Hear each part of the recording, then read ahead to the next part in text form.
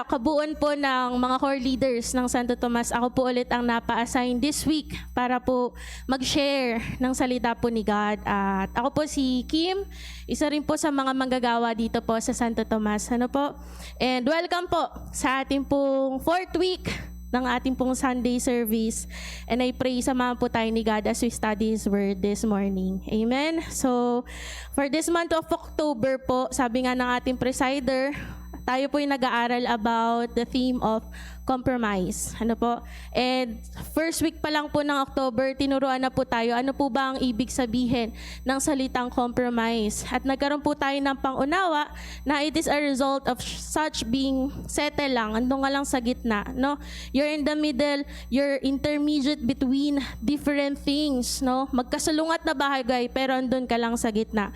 At sabi nga ni Kuya Dan last week, ang meaning po ng compromise, it refers to a weakening or giving up of your principles or belief for reasons of convenience. No? Kasi ayaw mong mahirapan, kasi ayaw mo na sinasalungat ka, kaya dun ka na lang sa gitna. No po? At sabi nga ni Coach Aan, ano po, talagang tayo po habang nandito sa mundo, ano po, may temptation of compromise kasi nga we're still in the world but we are not of the world. Ano po? And this week may nakausap po akong isang D-group member, sabi niya, grabe po pala yung compromising, ang bigat po pala ng dating nun kapag ginawa mo, tapos yung balik nun sa'yo yung bayad. Kaya dun pa lang sa usapan namin, naramdaman ko na nagkaroon ng takot sa heart niya. Pero at the same time, narinig ko rin naman sa kanya na thankful siya. Kasi natutunan niya. Kasi parang normal lang yung word na compromise sa kanya eh. Pero ngayon, nagkaroon ng meaning. At the same time, nalaman niya ang katotohanan sa salita ni God about this word na hindi po pala dapat natin to gawin. Dahil po doon, ang ating pong pag-aaralan ngayong umaga is how to say no to compromise. Samahan niyo po ako sa isang maikling panalangin. Tayo po muna tumungo.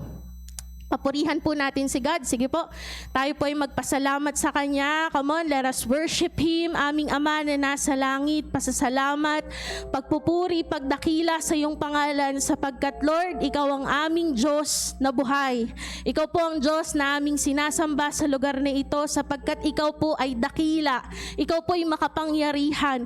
Ikaw po ang Diyos ng pag-ibig at katapatan, walang kapares, Panginoon o God. That's why we're here. It's because of your goodness and your loving kindness to all of us, Panginoon. Kaya naman, Lord, we also know that you are a holy God. Ikaw po ay banal na Diyos. Kaya naman, Lord, nagpapakumbaba po kami na lumalapit sa iyo. Ano man mga karumihan, ano man mga kasalanan, maaaring na-encounter namin before we enter the door of this sanctuary, Panginoon. Lord, sa mga oras na ito, inihingi po namin ng kapatawaran at paglilinis sa iyo ang aming mga puso. Wala kaming maitatago sa iyo, hayag lahat. You're all-knowing God, Panginoon. Kaya God, hiningi po namin ng kapatawaran mula sa iyo. At patuloy, Lord, na pagharian niyo po kami sa araw na ito. Hayaan mo po na as we listen to your word today, Panginoon, continue to speak to us. Wala pong pusong matigas, walang tengang hindi nakikinig. Ang lahat ay bibigyan mo ng pangunawa sa pamagitan ng salita mo. Gamitin mo lamang po ako as your empty vessel. Ikaw po ang maitaas. Ikaw po ang mapapurihan sa araw na ito. Salamat po, purihin ka. In Jesus' name, let's all say amen. Amen. Ano po, sabi dyan, saying no to compromise. Madali po bang magsabi ng no? Merong ilan, sabi niya na parang hindi daw masyadong madaling magsabi ng no. Ano po, sino po dito yung nahihirapan tumanggi kapag merong nahingi ng pabor sa kanya?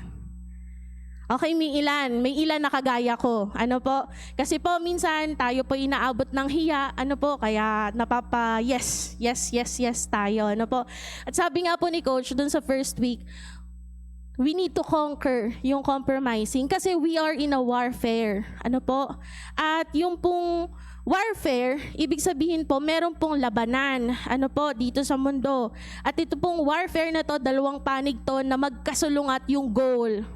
Magkasalungat yung gustong mangyari ng dalawang partidong to. Kaya merong warfare. And these two parties do not say yes to each other. Laging no to each other itong dalawang parte na to. Ano po? Kaya nga po, this week, the moment, nire-remind din tayo that the moment you accepted Christ in your life as your Lord and personal Savior, kabahagi ka na ng warfare na yon. No po, mula nang tanggapin mo ang Panginoong Jesus, napasama ka sa warfare na yon. Kaya ano po yung paalala sa Ephesians chapter 6 verse 10? Sabi po dito, finally be strong in the Lord and in His mighty power. Bakit po? Ano po yung labanan na nagaganap? Kasi po sabi doon, for we are not fighting against human beings, but against wicked spiritual forces in the heavenly world, the rulers, authorities, and cosmic powers of this dark age. Ano po? Yung labanan na nagaganap po dito is not a physical war. It's a spiritual war. Ano po? At tayo po bilang mga iniligtas ng Diyos, no po, tinanggap niya bilang mga anak niya, ano po, tayo po ay naging kabahagi nitong spiritual warfare na to. Kasi gusto tayong pabalikin ulit nung kaaway dun sa kampo niya. Ano po, gusto niya makabalik ulit tayo sa old self natin. Kaya po ang kalaban po natin, hindi yung magulang mo ha. Hindi yung kapatid mo, hindi yung teacher mo, hindi yung boss mo. Kaya minsan natitrigger ka, naiinis ka. No po? Spiritual forces po ang ating pong kalaban dito. Kasi po, ano pong sabi sa 1 Peter chapter 5 verses 8 to 9? Sige nga po, basahin po natin. 1 to 3, read.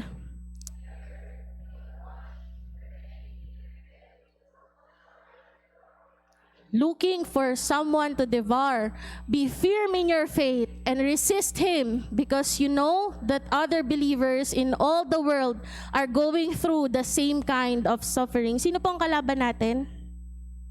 The devil. Ano po? At yung kaaway, andyan lang siya nagmamasid. Nihintay niya lang na mahulog ka sa temptation. Nihintay niya lang na mahulog ka at pumalpak ka. Ba't may mga natatawa dito? Totoo yan, sinasabi sa Word of God. Ang kaaway, nag-iintay lang siya na pumalpak ka. Nag-iintay lang siya na mahulog ka dun sa temptation na nilalagay niya sa harap mo. Anong sabi ng Word of God? Be firm in your faith. Sabi mo sa katabi mo, be firm in your faith. Resist him. Yes, totoo yun. No? Maging matibay ka, maging matatag ka sa pananampalataya mo sa Diyos. At the same time, sabi doon, resist him. May resistance. Ibig sabihin, paglabanan mo. Kung natatempt ka, paglabanan mo para hindi ka mahulog sa temptation. Kasi pag ikaw yung natatempt, di pa naman po kasalanan yun. Papasok ang kasalanan pag nahulog ka na doon sa temptation. Doon po papasok ang kasalanan. Ano po? At ngayon pong umaga, meron po tayong pag-aaralan na isang pamilya sa Old Testament kung saan makikita po natin dito na from a very little compromise, papalaki, padami ng padami yung pag-compromise nila dito sa 3 puntos na pag-aaralan po natin sa Old Testament po, yung scripture. Punta po tayo in Genesis chapter 34 verses 1 to 17. Sige po, Genesis chapter 34 verses 1 to 17. Sabi po dyan, one day, Dinah, Leah's daughter, went out to visit some of the neighborhood girls. But when Shechem, son of King Hamor, the Hivite, saw her, he took her and raped her. He fell deeply in love with her and tried to win her affection. Then he spoke to his father about it. Get this girl for me, he demanded. I want to marry her. Meron pong bata dyan, ang pangalan, Dinah. Ano po? Ano po yung sunod na verse? Ano pong nangyari sa kanya? Word soon reached to Jacob of what had happened, but his sons were out in the fields herding cattle, so he did nothing until they returned. In 6 to 7, meanwhile, King Hamor, Shechem's father, went to talk with Jacob, arriving just as Jacob's son came in from the fields, too shocked and angry to overlook the insult, for it was an outrage against all of them. Hamor told Jacob, my son Shechem is truly in love with your daughter and longs for her to be his wife. Please let him marry her. And in the next verses, Moreover, we invite you folks to live here among us and to let your daughters marry our sons, and we will give our daughters as wives for your young men, and you shall live among us wherever you wish and carry on your business among us and become rich. Then Shechem addressed Dinah's father and brothers, "Please be kind to me and let me have her as my wife," he begged. "I will give whatever you require, no matter what dowry or gift you demand, I will pay it. Only give me the girl as my wife." And in 13 to 17, her brothers then lied to Shechem and Hamor, acting dishonorably because of what Shechem had done to their sister. They said, "We couldn't possibly, for you are not circumcised. It would be a disgrace for her to marry such a man. I'll tell you what we'll do. If ever man of you will be circumcised, then we will intermarry with you and live here and unite with you to become one people. Otherwise, we will take her and be on our way." Opo, ito pong pag-aaralan po natin na story ng isang pamilya. Hindi siya masyadong napag-uusapan sa yung part na to ng Bible. About po to sa family ni Jacob. No po? Sino pa nakakilala kay Jacob? May isa, dalawa. Ayun, medyo madami sa likod. Ano po? Si Jacob po, apo po siya ni... Sino lolo niya? Si Abraham. Ano po? At ang kanya pong tatay, si Isaac. Ano po? Just a background lang po about yung offspring po ng pinanggalingan po ni Jacob. Ano po? At si Jacob po ay meron siyang kapatid. Sila po yung anak ni Isaac. Sila pong ipinanganak, dalawa sila, kambal sila. Ang pangalan si Esau. Ano po? At dito po makikita po natin na sa pangyayari po na ipinagpalit ni Esau yung birthright niya kay Jacob, kapalit yung isang bowl ng soup. Ano po? Nakuha ngayon, na-deceive ni Jacob yung kapatid niya. At the same time, si Jacob din po yung anak ni Isaac na dinaya siya, nagpanggap na Esau. Kaya kay Jacob napunta yung blessing. Ano po? Ngayon po, ba't ko po ito'y kinikwento? Kasi kailangan po nating maintindihan bakit nandun si Dinah. Ano po? Si Dinah, anak siya ni Jacob kay Leah. Okay po? Kasi po, si Jacob, noong siya po ay kinuha niya yung blessing ni Esau na dapat kay Esau, na po, nalaman ni Esau, nagalit si Esau, gusto niya ngayong patayin si Jacob, at si Jacob, he fled away and he went to the place of his uncle named Laban. At doon po, naglingkod siya ng 14 years para lang makuha niya si Rachel bilang asawa niya. At dito po, itong time na to, in Genesis chapter 34, ito na po yung time, in verse 31, pinababalik na ni Yahweh si Jacob sa hometown niya. Sabi doon, "Then the Lord said to him, go back to the land of your fathers and to your relatives, I will be with you." May papakita po akong mapa dito po sa screen. Si Jacob po, nung siya po ay umalis, itong pong Jerusalem, dati po itong Kanaan. So, nung umalis siya, nung nalaman niyang gusto siyang patayin ni Esau, nagpunta siya doon sa lugar ni uncle niya, Laban, sa northern part. Ngayon, pinababalik na ni Yahweh si Jacob sa kanyang hometown. At nung time po na yon, nagkaroon ng reconciliation si Jacob at saka po si Esau. Dito po sa may parte ng Sukot. Nakikita niyo pa sa screen? Ang sabi po ni Yahweh, bumalik ka sa hometown mo. Pero kung babasahin po natin yung chapter before 34, sabi ni Esau, sumama ka na sa akin sa lugar namin. Aware si Jacob, pinapupunta siya ni God sa hometown. No po? Sa hometown nila, which is yung Kanaan, yung Jerusalem. Ano po? At dito, umuo siya kay Esau.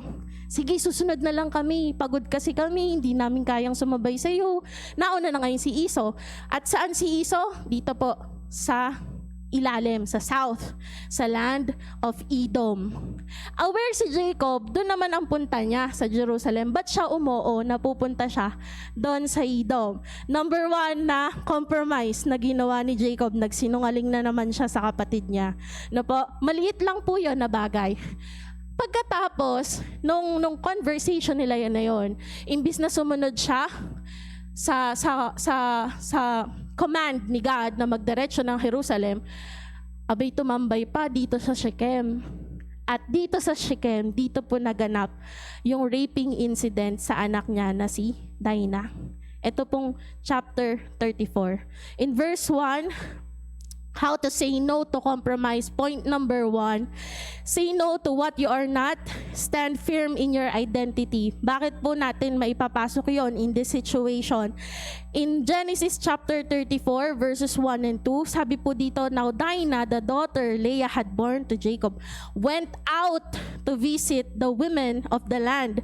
When Shechem, son of Hamor, the Hivite, the ruler of the area, saw her, he took her and raped her. Alam niyo po, nung panahong ito, ang mga babae, hindi po sila allowed lumabas, lalo na walang kasama. Nakukuha niyo po? Si Dinah, anak siya ni Jacob. Okay po? Na tinatawag na Israel. Okay? Unlike po sa mga taga Shechem na mga Canaanite, ibang lahi. Okay po? Pero itong si Dinah, pasaway, lumabas mag-isa.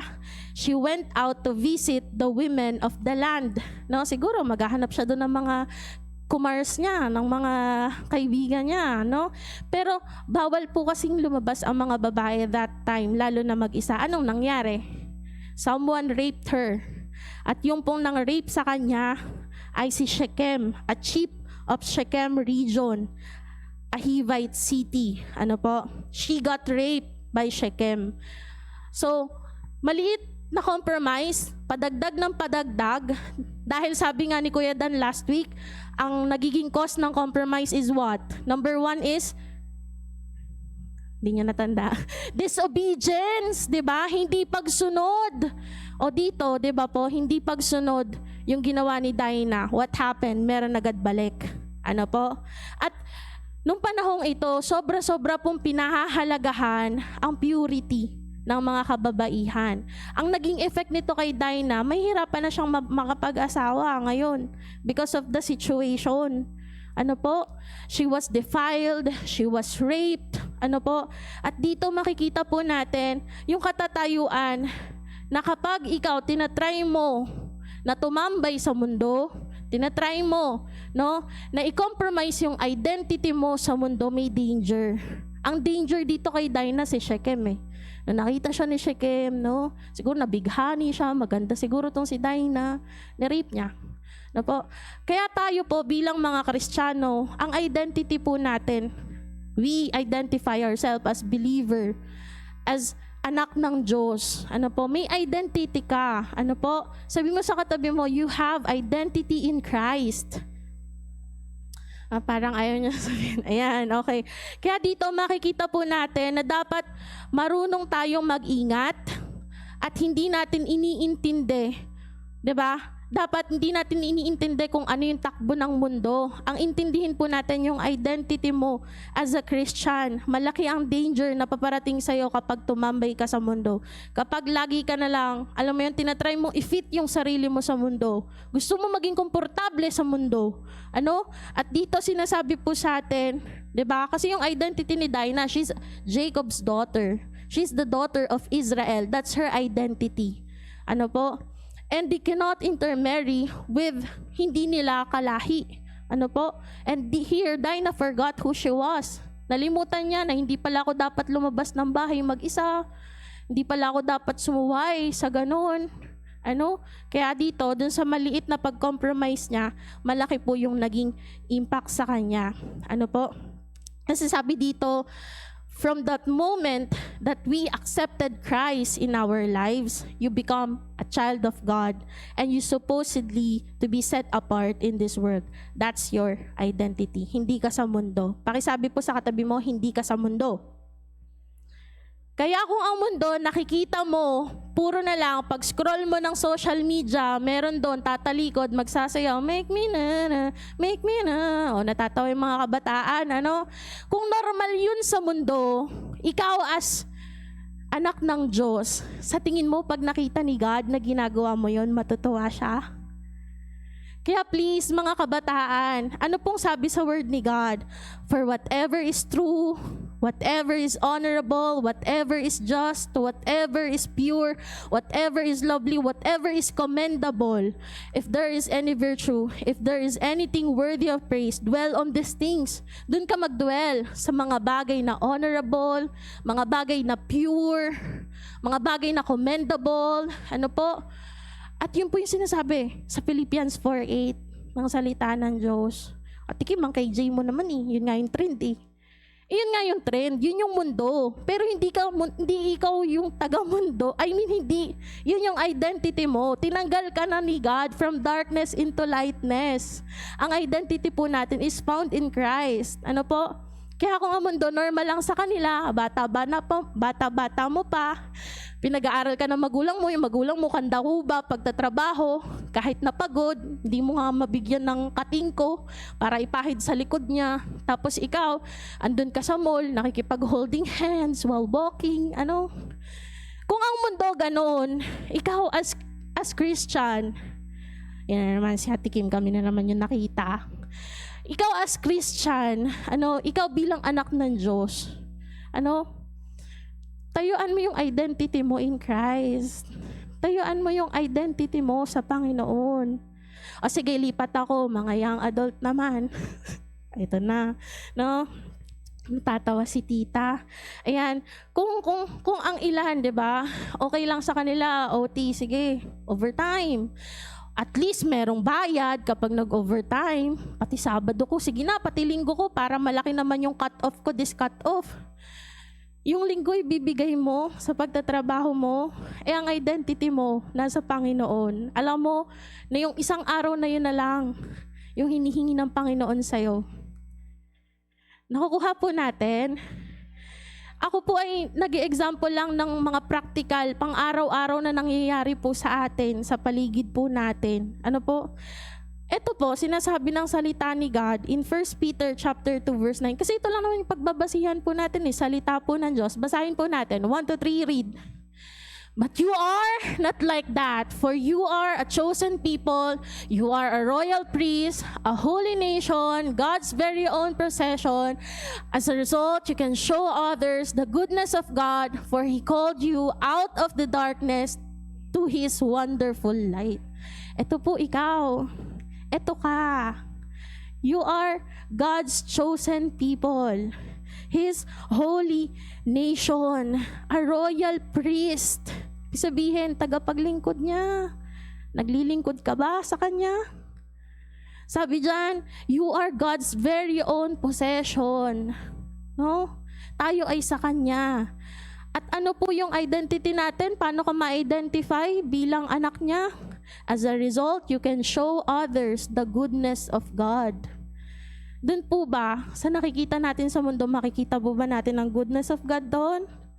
Di ba po? Kaya ito po yung tawag sa atin ni God Ganito po tayo i-identify na ito yung identity natin sa Kanya. Ano po? For He called you out of the darkness into His wonderful light. Ano po? Inalis ka na niya doon Tinawag ka na niya dito ngayon sa liwanag. Ano po? At dito po makikita po natin, sabi po dun sa isang slide, let us never forget who we are. Kapatid, huwag mong kalimutan kung sino ka.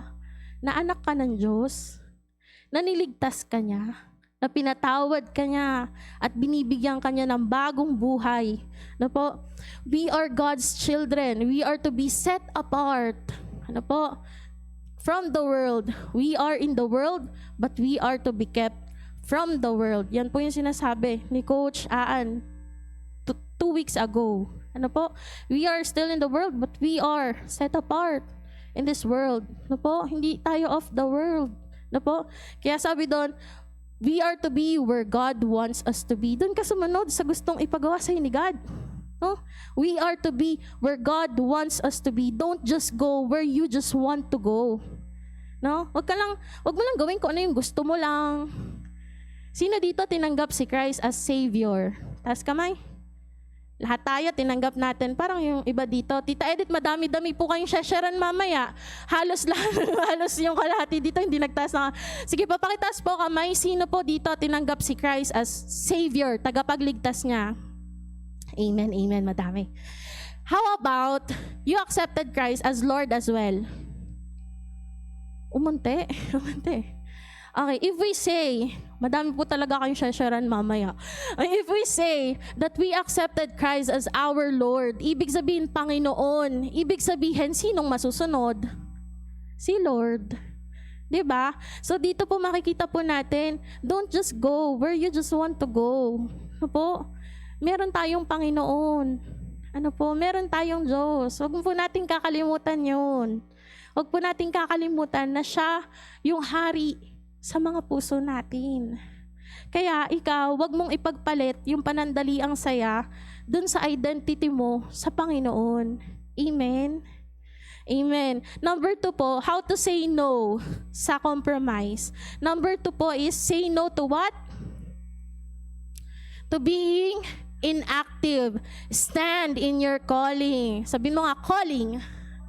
Calling, ayan. Sabi po in Genesis chapter 34 verse 5, Jacob learned that his daughter had been disgraced, but because his sons were out in the fields with his livestock, he did nothing until they came back.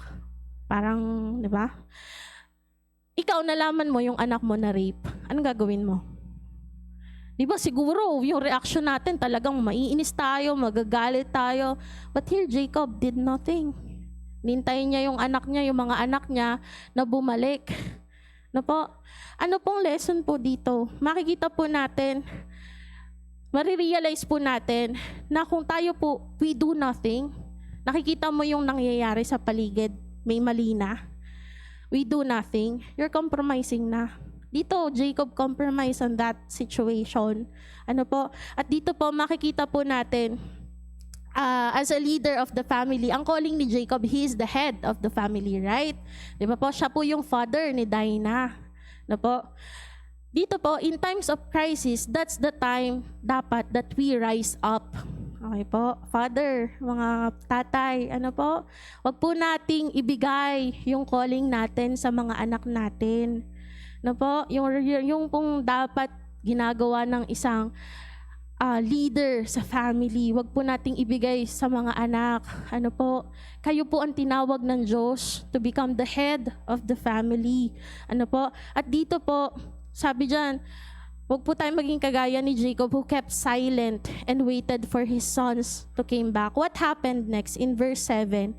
Just as Jacob's sons were coming in from the fields, when they heard about it, they were shocked and furious that Shechem had done such thing and had insulted the people of Israel by raping Jacob's daughter. Kita niyo yung identity ni Dinah, paulit-ulit sinasabi sa Bible, Jacob's daughter. Ano po? At dito po makikita din po natin yung mga anak pa, yung talagang namighati at nagalit sa pangyayari. Pero yung tatay, wala lang. He did nothing. Ano po? So dito po, tayo po sa mga buhay natin, as Christian parents, wag po natin ibigay sa iba yung leadership calling po natin. Ano po? Sa tahanan po natin. At kagaya na napag-aralan natin last month, di ba? Meron po tayong role sa mga anak, mga parents, meron po tayong role sa mga anak to lead them closer sa relasyon po nila sa Panginoon. Ano po? Tama naman po yun, we provide for our family, but we also have spiritual roles to them. Spiritual roles to them. Okay po? At dito po, makikita po natin, as a church, ano po ang calling kaya ng church? Diba po, we are called to spread the good news. After Sunday, anong ginagawa mo? Pag bumalik ka na sa trabaho mo, pag bumalik ka na sa business mo, pag bumalik ka na sa bahay nyo, nakikita ba yung light, yung pagiging salt, how we speak, how we think, how we act? Ano po? Tayuan daw po natin yung calling natin. Huwag daw po tayo maging inactive. Ano po? We stand firm in our calling kung saan ka tinatawag ng Panginoon. No po? At the same time, eto, for example na lang, ikaw bilang isang Christian, sinasabi mo naman, you identify yourself that you accepted Christ as your Lord and personal Savior. Believer ka. Ano? May relasyon ka sa Diyos. What if sabihin ng boss mo na, okay lang ba mag-OT ka muna hanggang Sunday? Hindi na po tayo Magi-yes boss na lang po tayo? O tatayuan mo pa rin yung identity mo at the same time yung calling mo sa Panginoon na hindi mo naman sasabihin, boss, ba't naman hindi ganun na reaction? Ipapaunawa mo lang, sabihin mo lang, boss, ano po kasi, pag po Sunday, worship day po namin yan. Ano po? May ganun ba tayo o hahayaan na lang natin? Hinahayaan na lang ba natin yung mundo na i-control tayo? O tinatayuan po natin yung pagtawag sa atin ng Panginoon? Amen? So, meron nga pong kasabihan, sabi po ni Edmund Burke, the only thing necessary for triumph of evil is for good men to do nothing. Okay, naintindahan po natin, the only thing necessary for triumph of evil, nagtatagumpay ang kasamaan, is for good men to do nothing. Kapag yung isang tao na mabuti naman, pero wala siyang ginagawa, kahit na ang sama-sama na nangyayari sa paligid niya. Ano po? Gusto mo lumaganap ang kasamaan sa mundo? Makigaya po. Makigaya ka. Lalaganap lalo ang kasamaan sa mundo. Kaya tayo as Christians, bilang mga anak ng Diyos, let's stand up. Let's stand firm in our faith. Na po, huwag po natin hayaan. Sino pong gusto dito ng pagbabago? Nakikita po natin yung bansa natin. Sino may gusto ng pagbabago? Amen. We want change. Ano po? Pero sabi nga po, ni Pastor Bong sa akin, narinig ko to sa kanya, sabi niya, if we Christians are not willing to sacrifice ourselves for the glory of God, you will never see any change in this world. Kung ikaw, Kristiyano ka, hindi ka naman willing mag-sacrifice, no? Hindi ka willing na ibigay yung serbisyo mo sa Panginoon, na nag-glorify si God. No po, sabi doon, you will never see change in this world. Paulit-ulit lang, pasama lang ng pasama ang mundo. Alam niyo po, isa sa mga ikinakalungkot ko po ngayon, after the pandemic, parang naging normal na lang sa mga school ang magkaroon ng pasok kahit linggo. Nakakalungkot, di ba? Ako lang ba yung nalulungkot doon? Kasi alam po natin, itong isang araw na to na lang yung hinihingi sa atin ng Panginoon. Pero even the government, and this is, ginigising po tayo, church. Ipag-pray po natin ang DepEd. Ipag-pray po natin ang SHED. Nananakawan po tayo doon sa part na yun ng kaaway. Ipaglaban po natin yung pananampalataya natin, yung identity natin, yung calling natin sa Panginoon. At kung ikaw teacher ka, ano ginagawa mo kapag ganon yung naging rule? Meron ka bang initiative na ginagawa para maitama ang mali? Kasi parang nagiging normal ang mali sa mundo. Nakuha po natin, let's stand firm in our calling kung gusto po natin ng pagbabago. I remember, nung pong time na bago-bago po ako nagtatrabaho, 8 years ago, lagi ko po yan tinatanong sa HR, ano pong araw yung pasok sa trabaho? Pag sinabi ng HR, kasi baka magkaroon ka ng weekend, ganyan-ganyan. Okay po, thank you po for being honest. Pag nag-job offer na siya, hindi ko po matatanggap kasi po meron po akong commitment ng Sunday. Hindi ko po kayang mag-overtime. Alam niyo po, yung first job ko, dalawa sila. Yung una kong naging trabaho, yung pangalawa, mas malaki ang offer. Way beyond dun sa offer nung naging una kong trabaho. Pero yung naging offer na yon na mas mataas ang offering, mako-compromise talaga lahat ng gagawin ko. Lahat ng mga commitment ko sa Panginoon. I'm not here to brag about it, pero gusto ko lang po na maunawaan natin, ma-identify natin yung tama sa mali. Nakuha po natin. At the same time, makita po natin kung saan ka tinatawag ng Diyos. Hindi ka lang naman niya tinawag para pagurin yung sarili mo sa trabaho Di ba po? Sabi nga doon, fix our eyes not on what is sin, but on what is unseen. For what is sin is temporary, but what is unseen is eternal. No po? Meron po ba tayong mga ginagawang bagay para dun sa eternal things? Ano po? Nakuha po natin? Kaya huwag po natin i-compromise yung calling natin, yung tayo natin sa Panginoon, kapatid. Amen? Alam ko po masakit po ito, pero wala akong magawa. Ito po yung pinapaturo ni God sa church. And number 3, how to say no to compromise. Sabi doon, say no to deceit. Ano po? Sabi doon, never compromise the truth. Okay po. Alam niyo po, bago ko po ituloy ito, makikita po natin si Jacob, nung nalaman niyang na-rape yung anak niya, he did nothing. Wala din po dyan parte sa chapter 34 na he even prayed to the Lord. And kung babasahin po natin yung buong chapter ng 34, wala pong God na na-mention doon. Kasi puro evil na yung nangyayari. Puro pag-compromise na lang yung nangyayari. And God is holy. Hindi ko po sinasabi na in trying times, wala si God. Hindi. Baka po ma-misquote niyo po ako doon. Pero si God, ayaw niya po ng kasalanan. Kaya dito po, sa point number 2, bago po tayo mag-jump sa 3, makikita po natin dyan, wala po si God doon sa sitwasyon na yon. Wala man lang tumatawag sa kanya. Na po, kung babasahin po natin yung whole chapter ng 34, Jacob didn't even ask wisdom from God. On God, what will I do? These things are happening to us.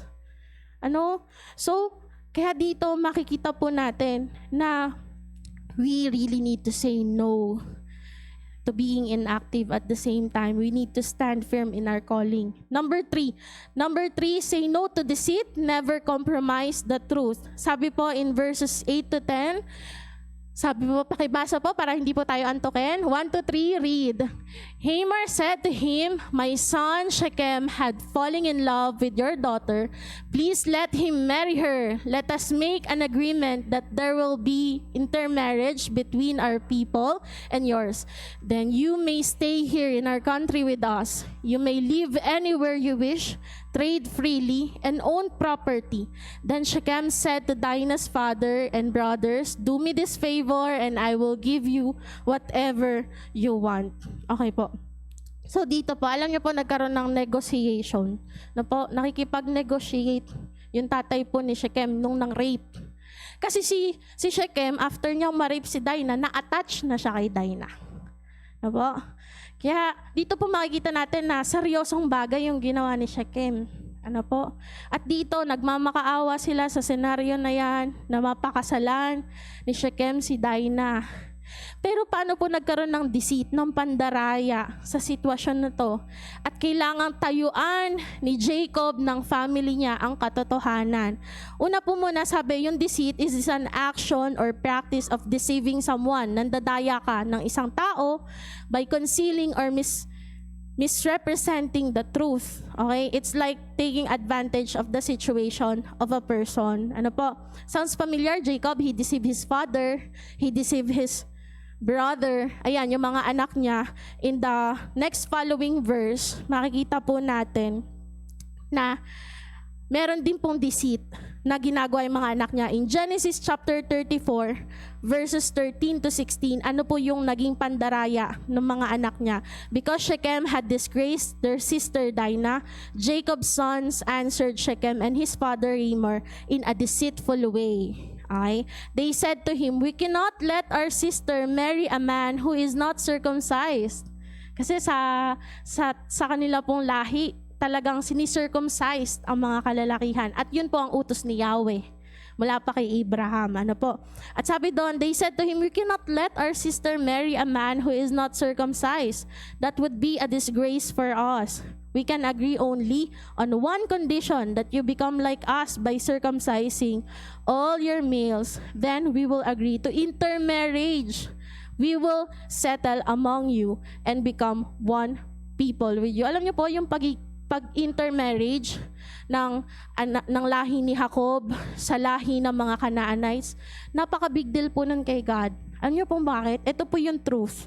In Genesis chapter 24 verses 1 to 4, ang sabi po dito ni Abraham sa kanya pong servant, Abraham was now very old and the Lord had blessed him in everything he did. He said to his oldest servant who was in charge of all he had, place your hand between my thighs and make a vow. I want you to make a vow in the name of the Lord, the God of heaven and earth, that you will not choose a wife for my son from the people here in Canaan. You must go back to the country where I was born and get a wife for my son Isaac from among your relatives. Sabi ni Abraham, wag kang kukuha ng mapapang-asawa ng anak ko dito sa Kanaan. Doon ka kukuha sa mga relatives ko, sa kalahi ko.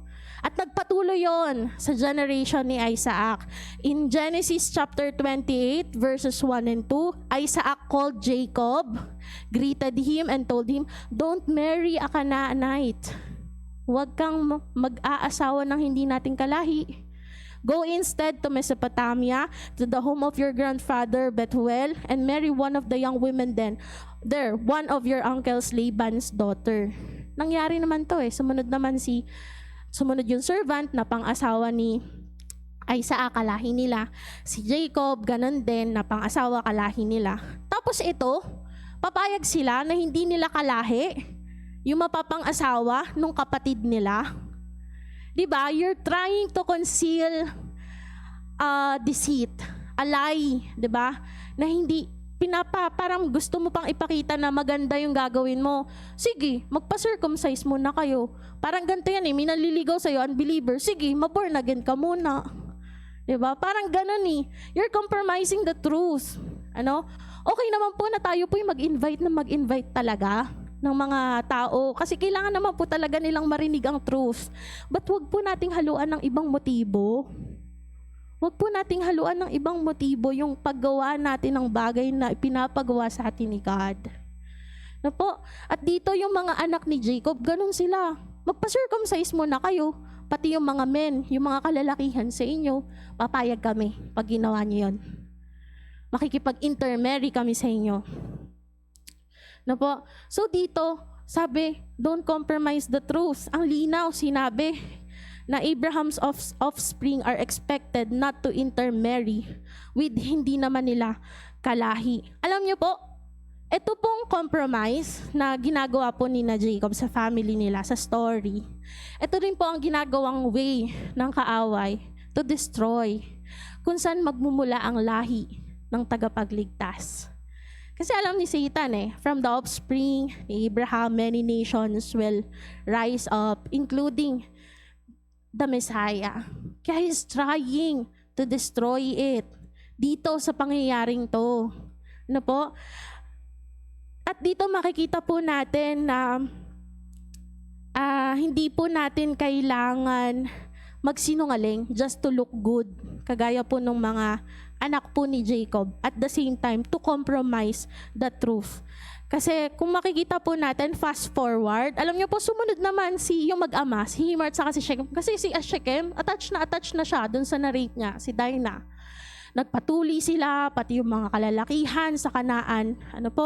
Pero alam niyo, after 3 days, kung babasahin po natin, Genesis 34 pababa, 25 pababa, they killed si Levi at saka si Simeon, na kapatid ni Dinah. They killed itong mag-ama. At the same time, ninakaw nila yung mga ari-arian sa city na yon. Itong magkapatid na to, sinasabi pa nila, sige, magpa-circumcise kayo. Pero hindi naman nila tinupad yung sinabi nila. At the same time, diba, doon makikita natin, in their anger, they sinned. Pumatay sila. At lagi po nating tatandaan that God is righteous and every sin we commit may consequences. Sabi nga po last week, diba? Merong balik. Meron laging consequence. Even what Levi and Simeon did, it had a great cost. Punta lang po muna tayo dun sa naging kabayaran nung pagkakasala ng magkapatid, si Levi at saka si Simeon. In Genesis chapter 49 verses 5 to 7, ano po ang naging consequence ng galit at pagpatay? Magkakapatid yan Compromise ka lang, sinungaling ka, kasi sobrang galit, Tapos yan, nakapatay ka na. At dito po makikita po natin in verses 5 to 7, Simeon and Levi are brothers, instruments of what? Cruelty are in their dwelling place. Let not my soul enter their council. Let not my honor be united to their assembly. For in their anger they slew a man, and in their self-will they hamstrung an ox. Cursed be their anger, for it is fierce, and their wrath, for it is cruel. I will divide them in Jacob and scatter them in Israel. Nangyari po to. Simeon, he lost all his inheritance. Walang naipamana sa kanya si Jacob. and his offspring scattered in the north, in the south, and even in the land of Judah. Hiwa-hiwalay yung lahi nila. Yun yung naging consequence ng pagkakasala ni Simeon sa pagpatay niya, sa pagnanakaw niya, dun sa lugar na ito ni Shechem. Si Levi, they were also scattered, yung lahi niya, and has no inheritance.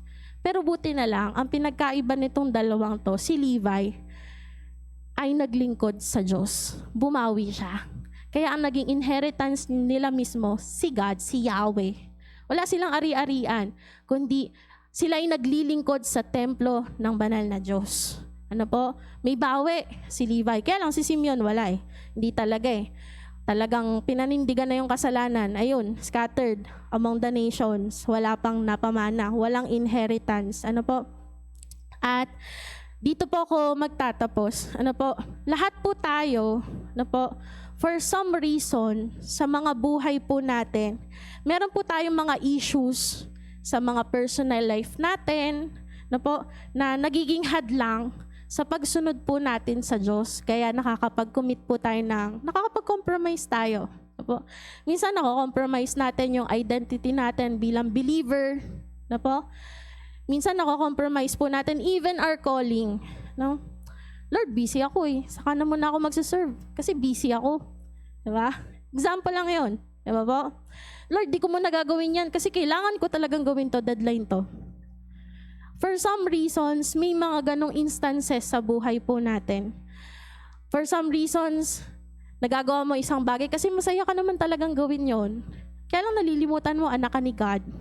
At the same time, for some reasons, we conceal the truth. We compromise the truth. Pero alam niyo po, church, buti na lang si God, He always take initiative. Kasi alam niya naman na magfe-fail tayong lahat at some point ng mga buhay natin.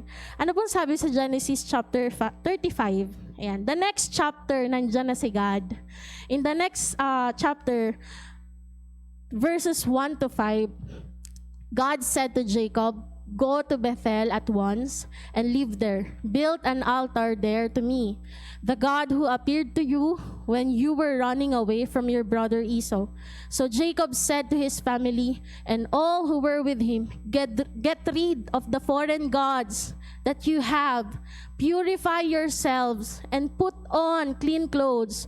We are going to live here and go to Bethel, where I will build an altar to the God who helped me in the time of my trouble and who has been with me everywhere I have gone. Dito nagkaroon na ng realization si Jacob. Ano po? Na-realize niya, siguro dami-dami na namin compromise talaga. Ang dami-dami. Ang layo-layo na namin sa Diyos. Kasi yung buong chapter ng 34, hanapin niyo po dun si God. Walang God na na-mention dun. Walang Yahweh na na-mention dun. Kasi sobrang sama ng sitwasyon. Sobrang pagdidesisyon nila to compromise to small things, papalaki. No po? At dito, sabi ni Jacob, sinabi niya sa pamilya niya, get rid of the foreign gods that you have. Let us purify ourselves and put on clean clothes. Ano po? At dito makikita po natin, minsan, baka kapatid, kaya feeling mo ang layo-layo sa'yo ni God. Kaya feeling mo minsan parang di mo naman naririnig si God or yung leading ni God kahit anong pray mo. Baka kasi ang daming patong-patong din na compromises ka na ginagawa, na humahad lang between you and God. And this is the time that God is awakening His church. Ginigising po niya tayo. Ano po? Si God naman po ay si God. Loving God. Ano po? At the same time, kailangan lang po nating isurrender sa Diyos once again at hingin po yung tulong niya para rin linisin po tayo dun sa mga compromises na nagagawa po at nagawa po natin. Amen. Tayo po'y tumayo, sige po, at sa ating po mga pwesto, tayo po ay tumungo. Let us use this time to reflect. Ano po? Let us have this time po para kausapin mo si God. Sa salita niya na narinig mo this morning, no, kausapin mo siya, yung ikaw at siya. Ano po? At alalahanin mo yung time. Sige po, tumungo po tayo. Alalahanin mo yung time. Kailan yung last time na may nagawa kang bagay na hindi mo dapat ginawa? knowing your identity in Christ, no? Pero you give in, no? Nagawa mo pa rin. Alam mo, hindi matutuwa si God doon, pero nagawa mo pa rin. When was the last time na nangyari yon? When was the last time na you remain silent? Kahit na, alam mo, merong nangyayari na hindi tama, pero wala kang ginawa. When was the last time na nangyari yon? When was the last time you tried to compromise the truth? Para iwas argument na lang? Para hindi ako makancel ng mga taong nasa paligid ko? Para hindi nila ako layuan? Kailan yung time na yon? Now is the time, kapatid. You talk to God and surrender all these things to Him. I-surrender mo. And as we sing this song, kausapin mo si God. Maging personal sa'yo yung paghingi ng tulong sa Kanya sa mga oras na to. Salamat po, Panginoon. We know that you are here today, O God. Pusong dalisay Hingin niyo po kami, ang Lord. aking nais. Nalikain, O Diyos, para sa akin. Pusong dalisay ang aking nais. Nalikain, O Diyos, para sa akin. You tell to God, sabihin mo sa Kanya. Isang pusong tapat na sa'yo'y nagmamahal. Isang pusong sa'yo'y walang alinlangan. Isang pusong itinitibok na ika'y parangalan. Ang handog ko'y pagpupuri sa'yo lamang, Jesus. Sama-sama po nating awitin. Pusong dalisay ang aking nais. Nalikain, O Diyos, para sa akin. Pusong dalisay ang aking nais. Nalikain, O Diyos, para sa akin. Kain mo ito, Diyos. Isang pusong tapat na sa'yo'y nagmamahal. Isang pusong sa'yo'y walang alinlangan. Isang pusong itinitibok na ika'y parangalan. Ang handog ko'y pagpupuri sa'yo lamang, Let us declare isang pusong tapat, Panginoon. Isang pusong tapat na sa'yo'y nagmamahal. Isang pusong sa'yo'y walang alinlangan. Isang pusong itinitibok na ika'y parangalan. Ang handog ko'y pagpupuri sa'yo lamang, Jesus. Siya nga po, Diyos. Kagaya po ng aming inawit, isang pusong tapat sa aming iyong likhain. Bigyan mo kami, O Diyos, ng bagong damdamin, Lord. Ng bagong puso na nagmamahal sa iyo ng tapat, Panginoon. Bawat isa, Lord, na nakarinig ng salita mo sa araw na ito, naniniwala po ko na may pagkilos kang ginagawa sa aming mga buhay. Kaya, Lord, create in us a pure heart and renew that steadfast spirit among us, Panginoon. Lord, renew the joy of our salvation, Panginoon, O God, so that we can serve you more, so that, Lord, we can please you more, we can worship you more, Panginoon, at mangyari patuloy ang magandang plano mo sa buhay ng bawat isa na naririto, Panginoon. Salamat po sa araw na ito. Salamat po sa buhay ng bawat isa. Bagamat ang ilan po sa amin, alam ko, Lord, mas kilala mo po sila, mas alam mo po mga pinagdadaanan po ng kanilang mga pamilya, Panginoon. sa kanila pong mga pag-aaral, sa kanila pong mga trabaho, Panginoon, according to their faith to you, Lord, I pray, katagpuin mo po bawat pangangailangan, Lord, ng bawat isa na nasa lugar na ito. Pagpalain niyo po ang bawat isa, O God, at patuloy po na dalangin ko po, ikaw po ang patuloy na maghari sa aming mga puso, Panginoon, O God. Maaaring lang po sa amin nangangailangan ng kagalingan. Dalangin ko po ang kagalingan na nagmumula sa iyo sa pangalan ng Panginoon Jesus. Maaaring ilan po, Lord, may problema po, Panginoon, financially, Lord, be our shepherd, Lord. Ikaw po, Panginoon ng Diyos, na patuloy na mag-provide, O Diyos. Lord, maaaring ilan po sa amin, Lord, sa mga relasyon po namin, sa mga pamilya namin, Panginoon, nangangailangan ng tulong mo at saklolo, Panginoon. You're the God of family, Panginoon, O God. At ikaw po ang Diyos ng kayusan. Kaya naman, Lord, patuloy po, ikaw po mag-restore every relationship, Panginoon, O God. Maaaring ilan po sa amin nagsasuffer, nag-struggle in something, addiction, Panginoon. Lord, nasa sa iyo ang kalayaan. Kaya, Lord, sa pangalan ng Panginoon Jesus, tulungan mo pong kapatid namin na ito, makalaya siya, Panginoon.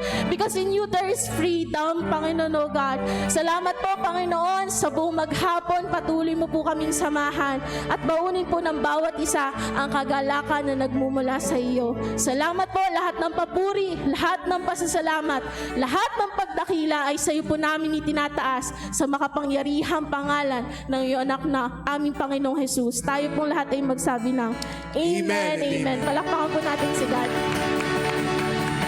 Di po ating pong awitin ang ating pong victory song, For the Lord is triumphant in this place. Come on! Let's all sing this song that today